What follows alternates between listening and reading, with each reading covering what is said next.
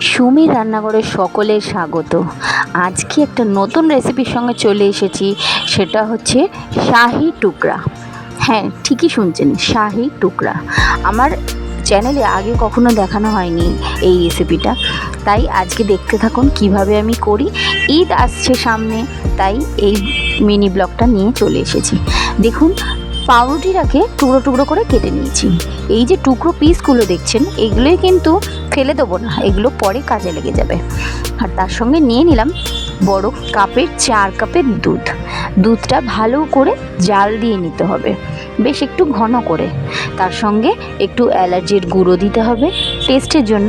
আর আমি উষ্ণ গরম দুধের মধ্যে কেশর ভিজিয়ে রেখেছিলাম, সেটাও দুধের মধ্যে দিয়ে দিলাম। বেশ একটু সুন্দর কালার হবে, ভালোও লাগবে দেখতে। তার সঙ্গে 8 কাপ চিনি নিয়ে নিলাম। খুব বেশি মিষ্টির দরকার হয় না এগুলো, এমনিতেই দুধটা যখন ঘন হবে তখন একটু মিষ্টিটা বেশিই হয়ে যাবে। তারপরে এই যে টুকরো টুকরো করা পাউরুটিগুলোকে আমি ঘিয়ে ভালো করে ভেজে নেবো। একটু কড়কড়ে করে ভাজবেন, খেতেও বেশ ভালো লাগবে। আর ঘি দিয়ে ভাজবেন, তবেই টেস্ট হবে। দেখুন, এপিট ওপিট করে ভালো করে ভেজে নিচ্ছি জিনিসটাকে। তারপরে প্লেটিংয়ের টাইম। এবার সুন্দর করে সাজিয়ে প্লেটের মধ্যে পাউরুটিগুলোকে নিতে হবে।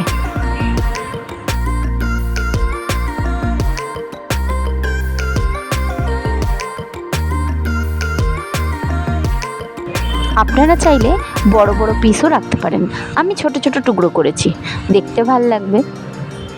এইবার যে দুধটা আমি ঘন করে রেখেছিলাম সেটা এর ওপরে দিয়ে দিতে হবে।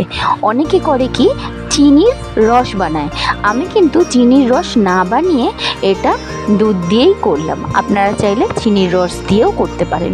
ওপরে গার্নিশের জন্য একটু কুচনো কাজু বাদাম, কাঠবাদাম দিয়ে গার্নিশ করলাম। দেখুন কত সুন্দর লাগছে দেখতে, টেম্পটিং লাগছে তো? আপনারা অবশ্যই কমেন্ট করে জানাবেন। আজকের মতন টাটা।